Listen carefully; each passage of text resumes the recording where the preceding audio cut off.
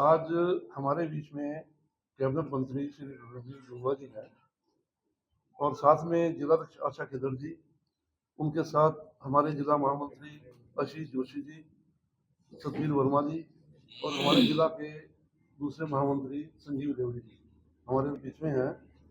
तो मैं एक आग्रह करूंगा आपसे कि गंगवा जी प्रेस वार्ता करेंगे। प्रेस वार्ता करने के बाद, अपनी बात रखने के बाद, जिस पत्रकार ने कोई भी सवाल पूछना हो, केवल अपना एक एक सवाल पूछे ताकि दूसरे पत्रकार को भी समय मिल सके सवाल करने का। तो मैं गंगवा जी से आग्रह करूंगा कि आज के विषय को रखें, पत्रकारों के समक्ष रखें। सभी को नमस्कार। आज जैसे आपको पता ही है कि अभी हमारे मुख्यमंत्री, जिनके पास वित्त मंत्रालय भी है, आदरणीय नायब सैनी जी ने बजट पेश किया है और इस बजट में हर वर्ग को, चाहे युवा हो, किसान हो, महिलाएं हो, उद्योगपति हो, कर्मचारी हो, व्यापारी हो, सबके लिए इस बजट के अंदर प्रावधान रखा गया है और सबको राहत देने वाला बजट माननीय मुख्यमंत्री नायब सैनी जी ने 2,05,000 करोड़ से भी ज्यादा का बजट प्रस्तुत करने का काम किया है, जिसमें हर वर्ग के लिए जिस तरीके से ये जो बजट है, ये जो पिछले बजट को अगर हम देखें तो 13.7% उससे अधिक है।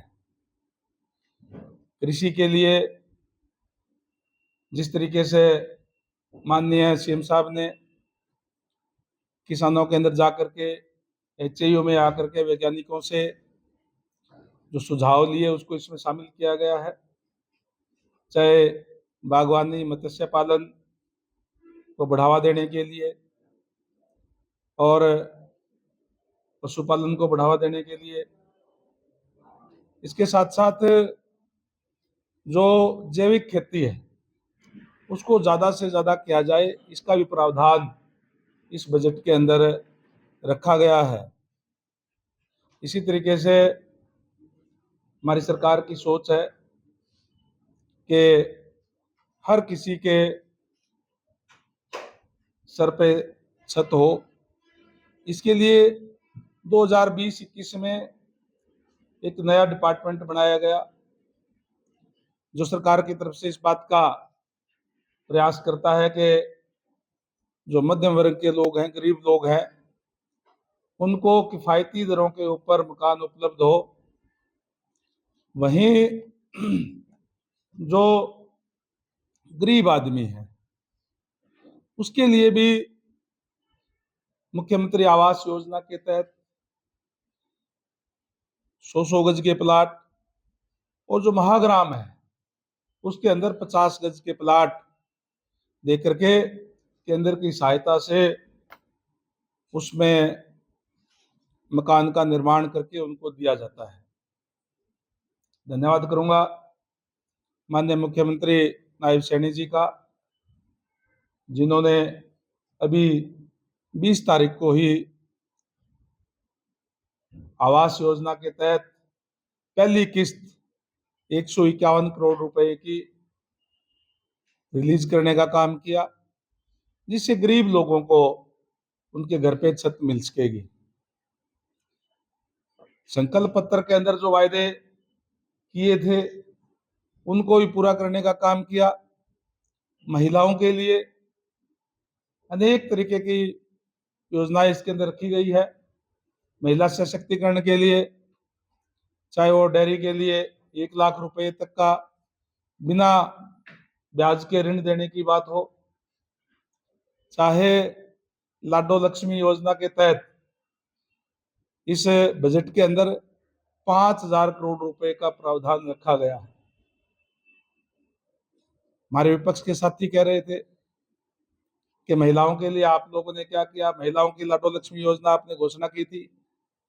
सरकार का पहला बजट है और इस पहले ही बजट के अंदर 5,000 करोड़ का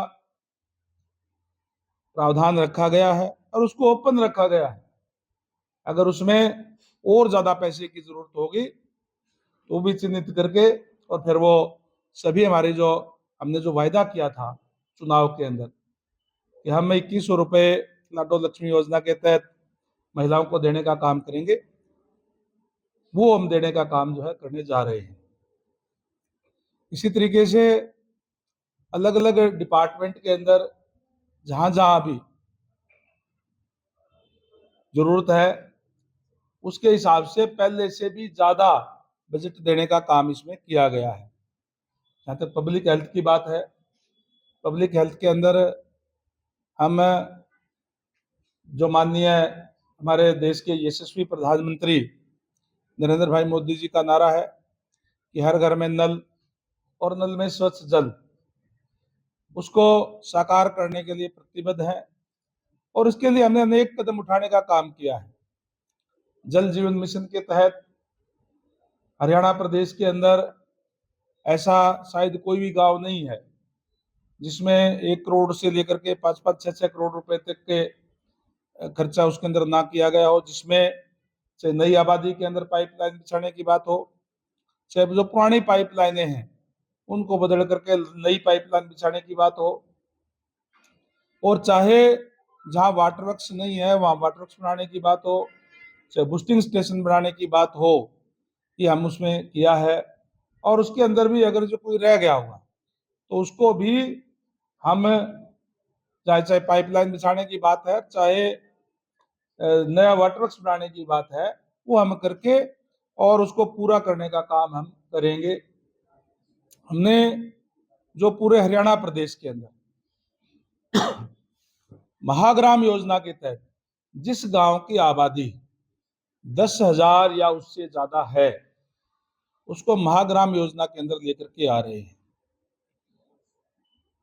ऐसे हमने 148 गांव पूरे प्रदेश के अंदर चिन्हित किए हैं, जिसके अंदर 16 गांवों के अंदर ये कार्य हमारा पूरा हो गया है और बाकी 34 गांवों के अंदर हमारा अभी कार्य प्रगति पे है। हम इसके अंदर जो शहरों के अंदर सुविधाएं हैं, चाहे वो 135 लीटर पर कैपिटा के हिसाब से पानी की बात हो, चाहे सीवरेज की बात हो, और वहां एसटीपी बना करके और वो सारी सुविधाएं जो लोग बड़े गांव से शहर की तरफ आते हैं उनको सारी सुविधाएं शहर के अंदर देने का काम हमारी सरकार की तरफ से किया जा रहा है।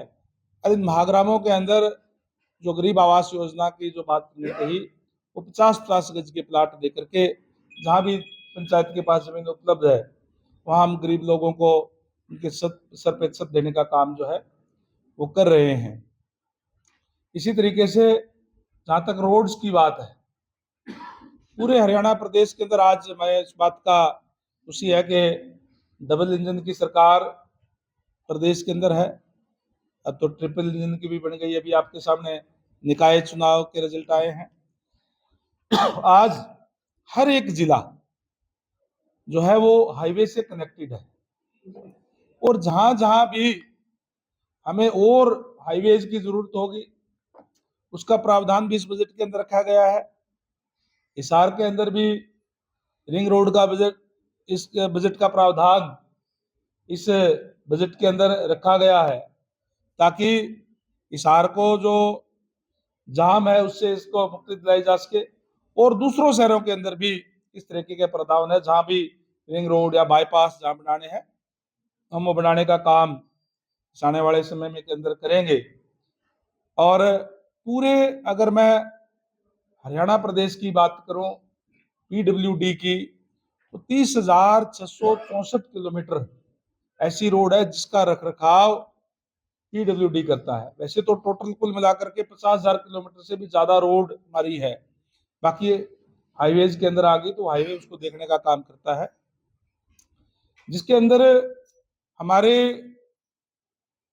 6,332 किलोमीटर रोड ऐसी है जो पुअर कंडीशन के अंदर है, जिनके रिपेयर की जरूरत है, कारपेट करने की जरूरत है। और हमने इसके अंदर इसका बजट का प्रावधान रख करके आने वाले 6 महीने के अंदर हम प्रदेश की जो 6,332 किलोमीटर जो रोड है उन सबको दोबारा चाहे रिपेयर करने की बात है, चाहे पैच वर्क लगाने की बात है, चाहे नया कारपेट करने की बात है, वो करने का काम करेंगे ताकि बढ़िया इंफ्रास्ट्रक्चर हरियाणा प्रदेश का हो। कोई दिक्कत परेशानी, जो जिस तरीके से हमारे बहुत अच्छे हाईवे बने हुए हैं, इसी तरीके की रोड भी हमारे प्रदेश के अंदर बने, इसके लिए भी इसके अंदर बजट रखा गया है। पीडब्ल्यूडी का बजट 4,830 करोड़ रुपए है और 4,950 करोड़ रुपए पब्लिक हेल्थ का बजट के अंदर इसके अंदर जो प्रावधान किया गया है, जिससे हमें पूरे प्रदेश के अंदर चाहे सफाई व्यवस्था की बात हो, चाहे सीवरेज की बात हो, चाहे पानी निकासी की बात हो, हम तमाम वो चीजें करने का काम जो है वो करेंगे। इसी तरीके से युवाओं के लिए हमारे जो युवा है वो सबसे ज्यादा मेडल लेकर के आते हैं प्रदेश के अंदर, हमारे लिए बड़ी अच्छी बात है, खुशी की बात है। और आने वाले समय के अंदर 2036 का जो ओलंपिक है उसके अंदर कम से कम 36 पदक हमारे आए। मिशन 2036 हमने उसका जो रखा है, उसमें उसके लिए भी हमने युवाओं को, खिलाड़ियों को और ज्यादा सुविधाएं देने के लिए जो हमारे जो 5 विश्वविद्यालय है, चाहे HAU है, GJU है, MD यूनिवर्सिटी रोहतक है, चाहे कुरुक्षेत्र यूनिवर्सिटी है, इंदिरा गांधी महाविद्यालय रेवाड़ी है, वहाँ भी और खेलों के नए उत्कृष्ट केंद्र जो है वो खोले जाएंगे ताकि खिलाड़ियों को ज्यादा से ज्यादा सुविधाएं वो मिले और हमारे खिलाड़ी जो है और आगे जाए। इसके लिए जो खिलाड़ियों के लिए 20 करोड़ रुपए का अलग से इस बजट के अंदर प्रावधान किया गया है ताकि हमारे खिलाड़ियों को ज्यादा से ज्यादा सुविधाएं मिले और आगे ज्यादा से ज्यादा मेडल ला करके पूरे विश्व के अंदर अपना परचम लहराने का काम हमारे खिलाड़ी करें। और इसी तरीके से हर वर्ग के लिए, चाहे वो गरीब है, चाहे अमीर है, चाहे महिला है, सबके लिए इसके अंदर प्रावधान रख करके एक बहुत ही, मैं ये कहूँगा कि माननीय नायब सैनी जी का नायाब बजट जो पेश करने का काम किया है, जिससे हर वर्ग को फायदा मिलेगा। मिशन 2047 जो माननीय हमारे देश के यशस्वी प्रधानमंत्री नरेंद्र भाई मोदी जी का नारा है, जो सपना है कि 2047 तक विकसित भारत होना चाहिए, उसके अंदर अपनी अहम भूमिका निभाने का काम हरियाणा प्रदेश करेगा। और 2047 तक $1 ट्रिलियन की हमारा GDP हो, इस बात के लिए भी प्रयास किया गया है ताकि हरियाणा और ज्यादा तेजी से गति से चले। हमारे यहाँ जो व्यापारी हैं, जो उद्यमी हैं, जो उद्योग जगत के लोग हैं, उनको ज्यादा से ज्यादा सुविधाएं देने के लिए ऑनलाइन हमारा जो सिस्टम किया गया है और अधिकारियों को भी एक समयबद्ध तरीके से, एक तय समय के अंदर उनको सारी सुविधाएं जो वो मिल सके। आज मैं समझता हूँ कि जितने भी हमारे जो उद्योगपति है उनकी पहली पसंद हरियाणा बनता जा रहा है। उम्मीद करेंगे कि आगे आने वाले समय के अंदर और ज्यादा उद्योग यहाँ आएंगे और ज्यादा से ज्यादा रोजगार के साधन यहाँ हमारे युवाओं को उपलब्ध होंगे। और इसी तरीके से किसानों के लिए भी हमने, क्योंकि नकली बीज का काफी रहता है, शिकायतें रहती है कि नकली बीज आता है और उससे किसानों की फसलें खराब हो जाती है, उसके लिए भी हम एक्ट लेकर के आए हैं जिसके अंदर जुर्माने और सजा का प्रावधान है ताकि इस तरीके के खिलवाड़ हमारे किसान भाइयों से ना हो। ये भी हमने परसों इसका एक्ट जो है पास करने का काम हमने जो है किया है विधानसभा के अंदर, जिसके अंदर सजा का भी प्रावधान है और जुर्माने का भी प्रावधान जो रखा गया है। हमारे लिए बड़ी खुशी की बात है कि हमारा जो एयरपोर्ट भी हिसार का बन करके तैयार हो गया है। माननीय हमारे मुख्यमंत्री महोदय ने माननीय प्रधानमंत्री जी से इसके बारे में समय की बात की है और मैं समझता हूँ कि मेरे ख्याल से कंफर्मेशन तो नहीं आई, लेकिन 14 अप्रैल की सुन रहे हैं, शायद हमारे जो है माननीय प्रधानमंत्री जी आकर के और यहाँ इस एयरपोर्ट का उद्घाटन करने का काम करेंगे। और निश्चित रूप से जब इसी अगले महीने के अंदर, अप्रैल महीने के अंदर ही यहाँ से उड़ानें शुरू होगी, तो नए रोजगार के अवसर जो है यहाँ भी आएंगे, नए नए और जो उद्योग जो है निश्चित रूप से आएंगे, क्योंकि रोड कनेक्टिविटी तो हमारी बहुत बढ़िया है।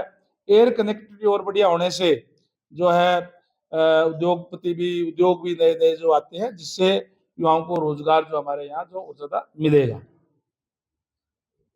गंगा जी, आपने कहा कि कुरुक्षेत्र यूनिवर्सिटी, एमडी यूनिवर्सिटी, काफी स्पोर्ट्स के लिए बच्चों के लिए कुछ किया हुआ है, लेकिन आपके ही क्षेत्र में हिसार के महावीर स्टेडियम में पानी भरा रहता है, उसके लिए आपने अभी तक ट्रिपल इंजन सरकार बनती है, लेकिन आपने वहां पर कोई सारे जो हमारे अच्छे स्टेडियम हो उनके लिए भी खेल का कोटा भी हमने इस बार बढ़ाने का काम किया है।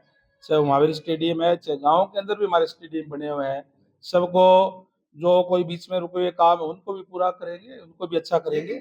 और मैंने कहा कि जो 5 जो यूनिवर्सिटियां हैं इसके अंदर नए और उसके अंदर जो है खोले जाएंगे, जिससे और सुविधाएं हमारे खिलाड़ियों को मिले। मंत्री जी, आपने बताया कि गांव में शहर की सुविधाएं मिलेगी, लेकिन आपके हल्के का मीनगेट एरिया ऐसा है जो बारिश आते ही पूरा लबालब हो जाता है, नाव भिजवानी पड़ती है वहां पर जाने आने के लिए, तो क्या मान के चलिए? बिल्कुल आपने ठीक कहा कि मैंने चुनाव इस बार लड़ा तो पहली डिमांड उन लोगों की ये थी कि हमारे यहाँ पानी भर जाता है, खासकर जो कप्तान स्कूल के पास की शायद आप बात कर रहे होंगे, और वहाँ पानी नहीं भरना चाहिए। और मैं आपके माध्यम से आश्वस्त करता हूँ इस बार बारिश के अंदर वहाँ पानी नहीं भरेगा। इस तरीके के प्रावधान हम करने जा रहे हैं, वो व्यवस्था करने जा रहे हैं, वो शुरू है हमारी। मंत्री महोदय, आपने कहा कि एयरपोर्ट का उद्घाटन एक सौगात है इस साल उधर सांसद महोदय कह रहे हैं एयरपोर्ट में एरोड्रम से यहाँ से कोई फ्लाइट नहीं जाएगी। अब माननीय प्रधानमंत्री जी आएंगे और ये तो आपके सामने की बात है। अभी मैं एक बात आप माननीय सांसद महोदय से पूछें, वो यहाँ के हिसार के सांसद हैं, क्या वो नहीं चाहते कि यहाँ एयरपोर्ट शुरू हो? बार बार इस तरीके की बात करना, क्या कांग्रेस के लोगों में तो एक बात मैं बताऊं आपको कि कुछ भी चीज अगर अच्छा करते हैं तो उसका भी उन्होंने तो विरोध करना है। मतलब कोई भी चीज प्रजातंत्र है, प्रजातंत्र के अंदर सरकार कार्य करती है और विपक्ष जो है वो कहीं न कहीं कोई कमी होती है तो उसको उजागर करने का काम करता है। दोनों ही प्रजातंत्र के अंदर अहम है, पक्ष और विपक्ष। और जो काम कोई अच्छे करे तो उसकी प्रेज भी की जानी चाहिए। लेकिन दुर्भाग्य कहूंगा मैं कि आज इस तरीके का विपक्ष है कि केवल कोई अगर सरकार कोई अच्छे काम कर रही है तो भी उन्होंने तो यही कहना है कि भाई नहीं, ये तो अच्छे नहीं कर रही, उनका विरोध करना, केवल विरोध के लिए विरोध करना है। बताओ, हिसार का सांसद है, हवाई अड्डा बिल्कुल तैयार हो गया है, लाइसेंस मिल चुका है, उड़ाने अब उड़ान अप्रैल के अंदर भरी जाएगी यहाँ से, और वो कह रहे हैं कि नहीं बनेगा। तो आप नहीं, एक सेकंड, मैं आपके माध्यम से माननीय सांसद महोदय को निमंत्रण देता हूं कि आइए और मैं उनके साथ जाकर के विजिट कराने का काम करूंगा। उन्होंने ये कहा है कि इंटरनेशनल एयरपोर्ट नहीं बनेगा, उनका प्रश्न ये था जो शशि हम जी, लोगों में और मीडिया में बिगड़ गया। उन्होंने ये कहा है कि इंटरनेशनल एयरपोर्ट नहीं बनेगा, वो शायद बीजेपी पहले ही क्लियर कर चुकी है। देखिए, ये सांसद महोदय भी वो कई बार सांसद रहे हैं, केंद्रीय मंत्री भी रहे हैं, उनको भी इस बात का अच्छी तरीके से पता है कि केवल राजनीतिक जो विरोध की बात ना करें। ये जो कोई भी अगर एयरपोर्ट बनता है, पहले डोमेस्टिक उड़ानें बनती है। हमारा बहुत बड़ा स्पेस यहाँ पे है और आने वाले समय के अंदर निश्चित तौर पर जब डोमेस्टिक शुरू होगा अभी तो इंटरनेशनल भी बनेगा। क्या ये लास्ट फेज होगा, क्योंकि अलग अलग फेज में उद्घाटन देखा गया है, ऐसे छठा और सातवां फेज, लास्ट फेज उद्घाटन तो लास्ट होना ही नहीं चाहिए। उद्घाटन तो नई नई चीजें बढ़ती रहनी चाहिए और उद्घाटन होने चाहिए, यही तो विकास है। लेकिन ये मैं आपको ये जरूर बताऊंगा कि ये इस बार जो उद्घाटन है, ये उड़ानें शुरू करने का उद्घाटन है और इस उद्घाटन पे यहाँ से उड़ानें शुरू होएगी, अयोध्या की भी शुरू होएगी और चंडीगढ़ की भी शुरू होएगी और कई जगह की यहाँ से जो उड़ानें उड़ेगी। मैं ऑथेंटिक तौर पे तो नहीं कहता, लेकिन जो सुनने में आया शायद 14 अप्रैल शायद हो जाए, लेकिन शाम से हो जाएगी, इसके आसपास अप्रैल में जरूर हो जाएगी। ये जरूर मैं कहूंगा कि अप्रैल के अंदर इसका उद्घाटन माननीय प्रधानमंत्री जी द्वारा किया जाएगा। पिछले बजट के अंदर कुछ ऐसी घोषणाएं की, उसमें पैसे बच गए, उस मत पे खर्च नहीं किया गया। 6500 करोड़ रुपए ऐसा था कि जो खर्च नहीं हुआ। क्या इस बार भी ऐसी घोषणाएं हैं कि उन पे पैसा ना खर्च हो? कोई घोषणा ही आपको ऐसी लग रही है?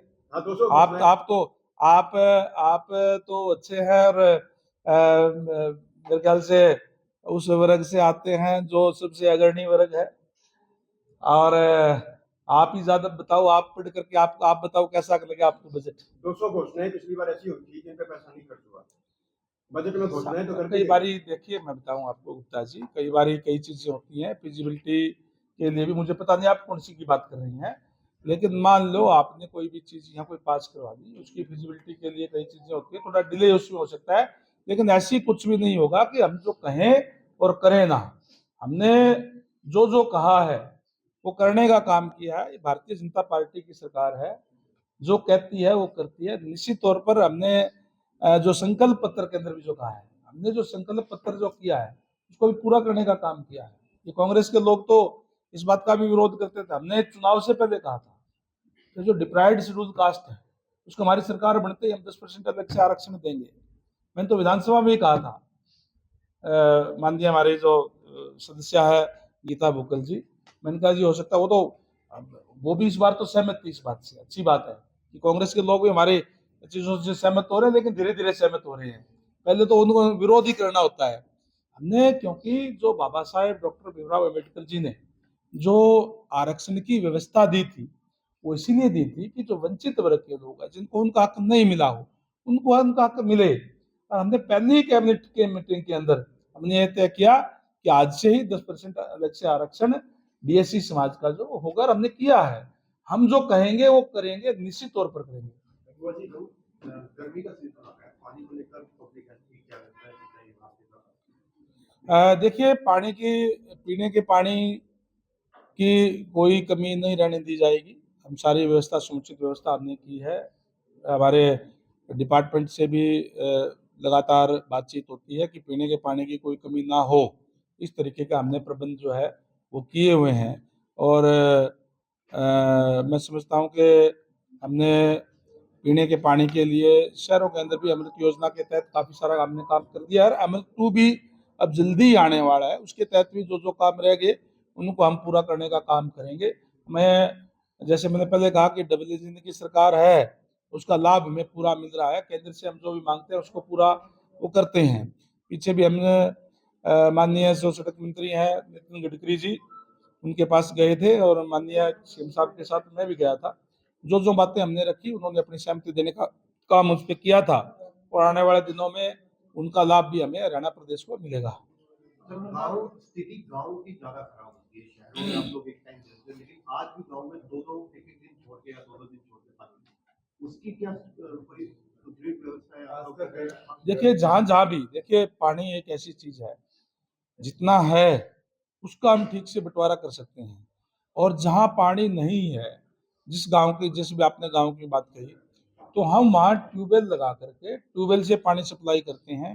लेकिन अगर मैं हिसार की बात करूँ तो हमारे लिए मुश्किल इस बात की भी है कि पानी, ग्राउंड वाटर भी हमारा कोई बहुत अच्छा नहीं है। और इसीलिए हम जो नीचे का पानी होता है वो कई बार हम मिला करके जो नहरी पानी के अंदर, ताकि वो लेवल थोड़ा ठीक आ जाए, और हम देने का काम करते हैं, क्योंकि पानी तो चाहिए। और पानी जब कम होता है तो उसको मिला करके भी हम उसको देने का काम करते हैं। मंत्री महोदय, आज भी देखा जा रहा कि सड़क निर्माण जो सामग्री है हल्की देखी जा रही है, पैच वर्क होता है, कुछ ही घंटे में वो सब साफ हो जाता है। क्या कहीं लैब टेस्टिंग में दिक्कत आ रही है? देखिए, मैंने शुरू में ये कहा था कि हम क्वालिटी के साथ कोई समझौता नहीं करेंगे।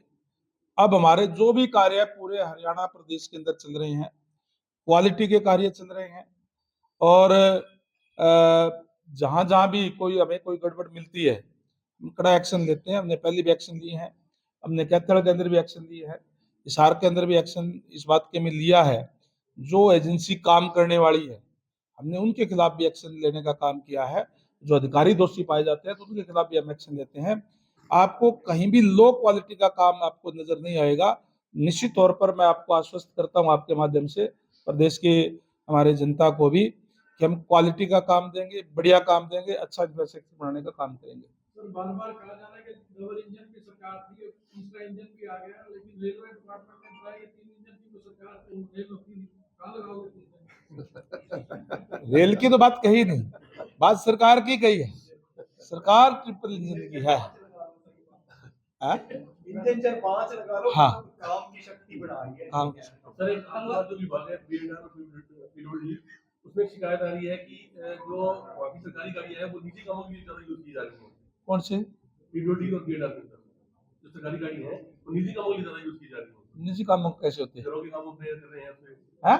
तो घरों के काम अपने वो करवा रहे हैं उससे। घरों के काम कौन करा रहे हैं? सर जो अधिकारी है वो काम करवा रहे हैं घरों में। नहीं, ऐसी कोई बात को नहीं, ऐसी कोई शिकायत पर्टिकुलर कोई आप हो तो आप बताएं, हम उसके खिलाफ एक्शन लेंगे। जो हिसार में जाम की समस्या बढ़ी है, उस पे क्या अभी? देखिए, हिसार में बिल्कुल आपने ठीक कहा, जाम की समस्या है और उसको निजात दिलाने के लिए हमने अभी पीछे ही तो आपको पता ही है कि हमने सूर्यनगर वाले जो हमारा आरओबी है वो भी शुरू हो गया है। जल्दी ही हमारा 30 अप्रैल तक मैं समझता हूं कि जो साउथ बाईपास का आरओबी है वो भी शुरू हो जाएगा। उसके अलावा हम जो तोसाम रोड से लेकर के और जो राजगढ़ रोड है उसके अंदर भी जो ये पीएलए के साथ के जो आती है उसके अंदर भी हम जो रोड बनाने जा रहे हैं जल्दी ही, और उसके लिए प्रोसेस के अंदर है सारी फाइलें। उससे भी जाम से हमें काफ़ी उसमें मदद मिलेगी। और उसके अलावा भी हम जहाँ जहाँ भी और ज़रूरत होगी, जो जो ज़रूरी कदम उठाने होंगे वो हम उठाएंगे, चाहे हमें एलिवेटेड रोड जो पार्ट के अंदर बनाना पड़े, लेकिन उसके लिए हम एक बार चेक करवा रहे हैं और जहाँ जहाँ भी इसकी जरूरत होगी हम करेंगे। निश्चित तौर पर हम जाम से मुक्ति शहर को दिलाएंगे। मंत्री जी, आपके डिपार्टमेंट में करोड़ों रुपए लगे गांव में काफी जगह, और उनका 1 साल से पहले ही पाइपें सारी लीकेज हो गई काफी गाँव में। पर्टिकुलर का नाम बताओ। श्यामसुख में पाइपें 1 साल करोड़ों रुपए लगे हैं और लीकेज हो रही है जगह। देखो, आज मैं आपको बताऊं, मैं आज अब तक मेरे पास ऐसी कोई शिकायत नहीं आई थी। आज ही आपने कही है प्रेस के माध्यम से, अच्छी बात है, बतानी चाहिए। आज ही मैं इस बात की जांच करवाऊंगा। सर तालाब के सौंदर्यीकरण की बात करें तो बहुत से गांव के जो तालाब है अभी भी पेंडिंग है, जिनका काम अभी पूरा नहीं हुआ। देखिए, कोई भी कार्य जो है वो एकदम से पूरा नहीं होता। हमने जो पूरे प्रदेश के अंदर 2200 हमारे जो पौंड है जिनको जिसपे काम चल रहा है या जो पूरे कुछ उसके अंदर हो गए हैं, और उसके अंदर जो हमारे खासकर जो गंदे पानी का जो गांव के अंदर जो जोड़ होता है उसको भी, और जो अच्छे पानी का उसको भी, उसका सौंदर्यीकरण करके उसके ऊपर पटड़ी बना करके बाकायदा से हम उसके ऊपर चाहे वहाँ वॉक करें और पेड़ पौधे वहाँ लगा करके उसको सुंदर बनाने का काम जो हम कर रहे हैं। और अगर आपको सुंदर जोड़ देखने हो, बनते हुए देखने हो, तो आप आइए, राजगढ़ रोड पे आ जाओ। वो जो गंगवा मंदिर के पास बिल्कुल है, वो बहुत सुंदर तरीके से भी बनने लग रहा है। एक ऑलरेडी पहले बन चुका है, वो आपको मैं दिखा सकता हूँ। और भी बहुत से गाँव के अंदर ऐसे जोड़ है जो पहले जो गंदे पानी के जोड़ थे, जहाँ वहाँ बैठना भी, वहाँ पास में रहना भी मुश्किल था, आज उसका बहुत अच्छे तरीके से उसका यूज हो रहा है। और पानी भी जो है वो कहीं कहीं खेतों के अंदर जा करके और उसका काम में लिया जा रहा है।